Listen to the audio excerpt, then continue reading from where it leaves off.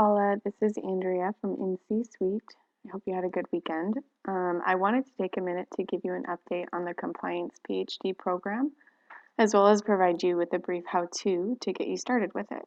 So today I have a screen capture video here, which should help give you some visual references in addition to the dialogue. But if you need anything else or want to go through this together, just give me a call at any time. So to begin, we have Front Range signed up and created an administrator account with Compliance PhD. Ultimately, we'll want to set up and authorize a separate account for each of the FRDA team members that you want to have participate in the training. But your administrator account has some extra rights and will look a little different than theirs, so we'll start with that. So let's go ahead and get logged in here. For now, the FRDA account has my name as the user ID, and I know this may be a little bit of a nuisance for you. The reason for this is that upon registration, the system required alignment between the billing information and the account profile, and we weren't able to change the ID for now.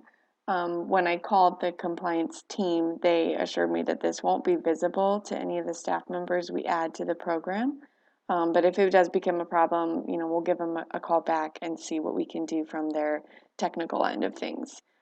So for now, your login, your personal login, Paula, is the user ID, or I'm sorry, the member ID is Andrea.rex. So go ahead and put this in here.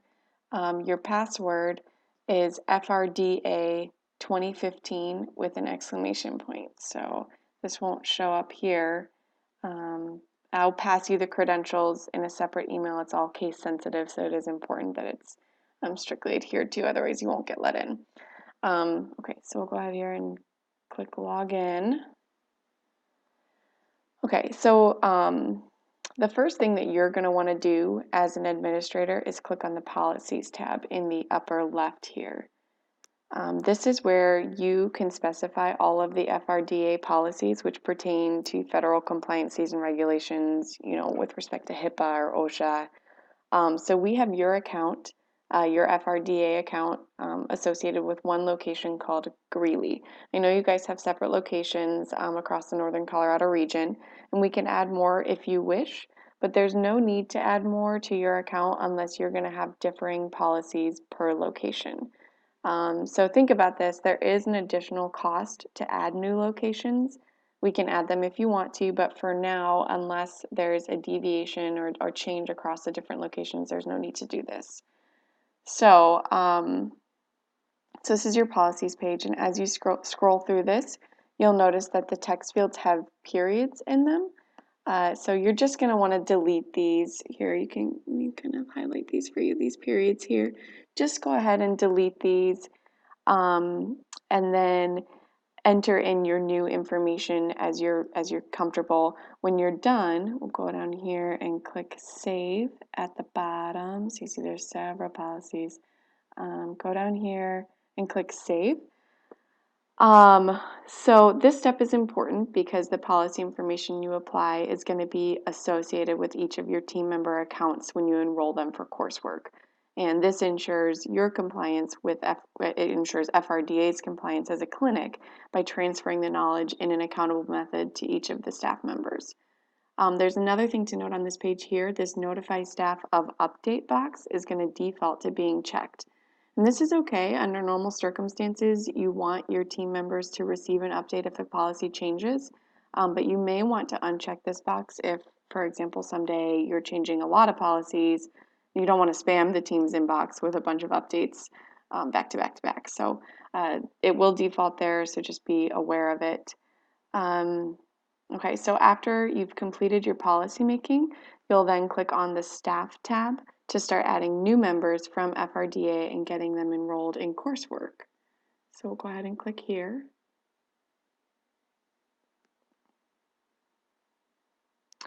So with the program that we have, the account that we have, we can add up to 15 before we need to upgrade the account. I don't think we're going to get there anytime soon, but it's just something to be aware of.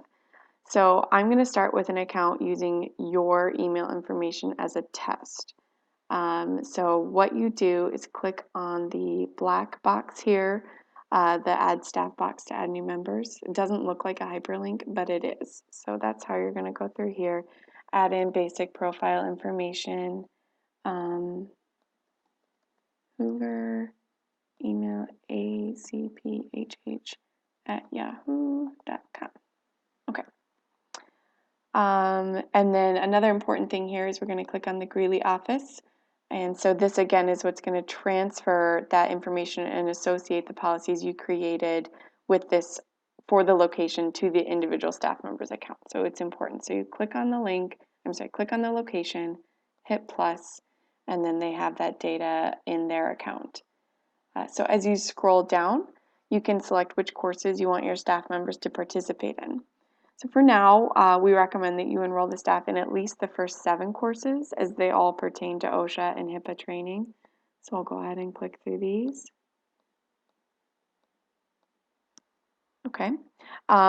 Just as so that you know, your membership with Compliance PhD does give you access to the full set of curriculum, and you can add or modify this selection at any time at no cost. It's completely within your rights as a member here. So I'm going to finalize the content selection by clicking Add to Staff List. Again, it's a black box that doesn't look like a hyperlink, but it is active. So at this point, the staff member will receive an email with login information. They can begin their coursework at your discretion. So before we move away from this staff tab, I want to show you how you can personally monitor individual members' progress to ensure that you're achieving the standards required should an audit occur. So what we're going to do here is, instead of saving this information, we're going to click back on staff. And then we're going to scroll down until you see this table with the blue row across the top. Once we add more members, you'll have additional team members in this name column.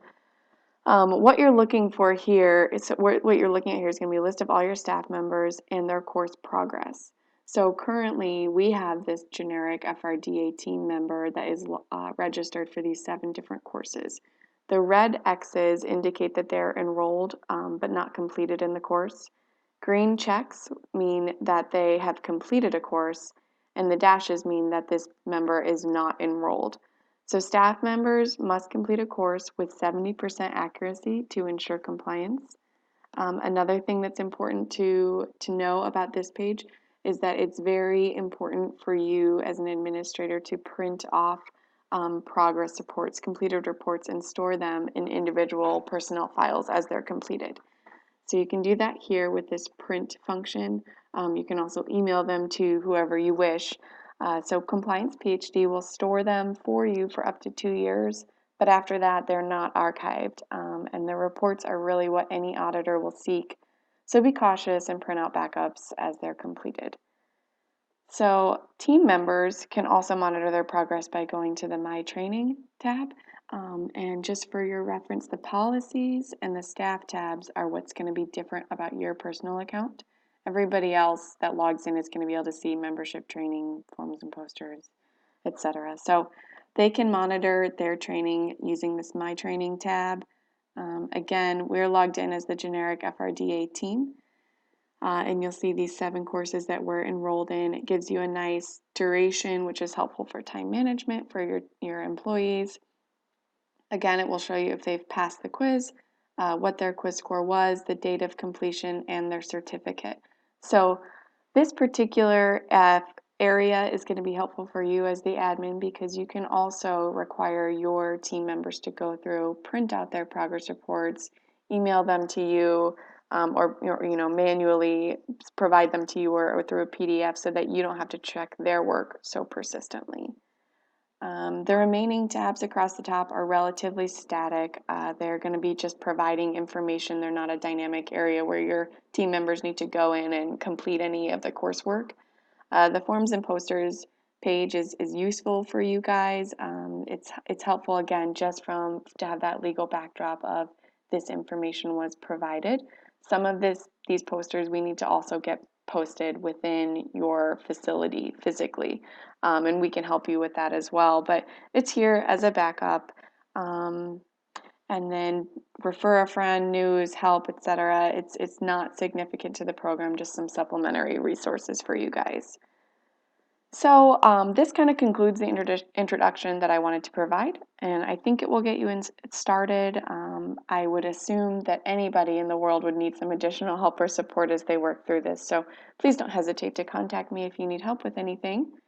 And yeah, great. So thank you, Paula. Thanks.